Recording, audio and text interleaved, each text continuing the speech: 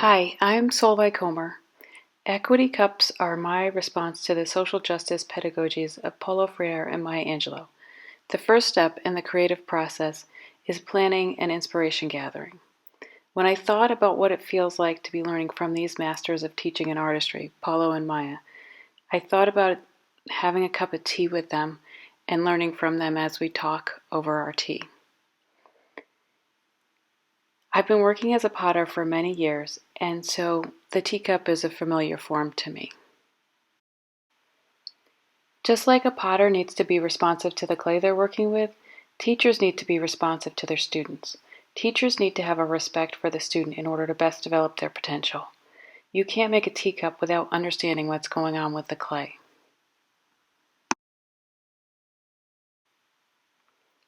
Working on the potter's wheel is a form of moving meditation for me.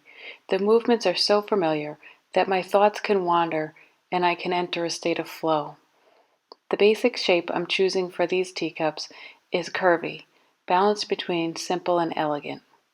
It reminds me of Maya Angelou's Phenomenal Woman. Phenomenal Woman. Pretty women wonder where my secret lies. I'm not cute or built to suit a fashion model size. But when I start to tell them, they think I'm telling lies. I say, it's in the reach of my arms, the span of my hips, the stride of my step, the curl of my lips. I'm a woman, phenomenally. Phenomenal woman. That's me.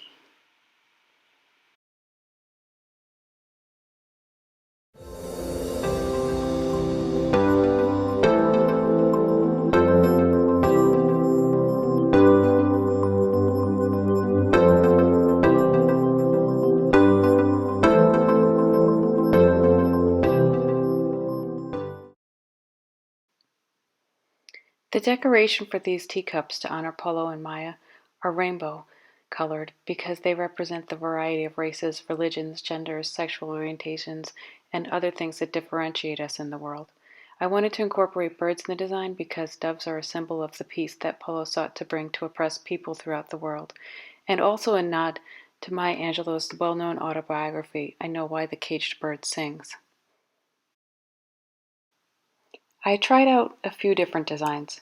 When I started in college, I thought I was going to be a scientist, so I still bring the practice of experimentation into my work. I'm constantly assessing what's working well and what could be improved, and trying to figure out new ways to do things. Glazing is my least favorite part of working with clay, but I think it's important to be knowledgeable about all the steps involved with the process. This ties into what Jessica Hoffman Davis would call an arts professional educational method. I think it limits student understanding if we only share part of the process with them.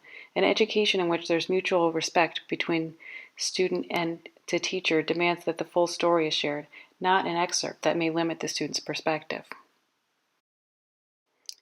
Fitting everything into the kiln is always a challenge, but I love the problem-solving nature of it and trying to figure out the best way to get everything in there.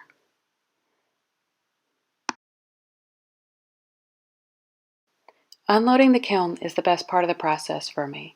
Despite how many times I've done it before, every unloading is new and exciting. I love the feeling of accomplishment that comes from holding an object I created in my hands. The thoughts and feelings I put into my artwork are now available in shareable form. My experience with teaching is that students give teachers the same feelings when they shine with the new knowledge and understanding that they've gained through their studies. In true Potter fashion, I made several pairs of equity cups, and only one came out truly successful. Some weren't finished in time for this video, and there were some technical issues with another set, but it's reassuring to me to think of myself and my work as unfinished, the way Paulo Freire suggested we consider ourselves. My equity cups are ready now. Cheers!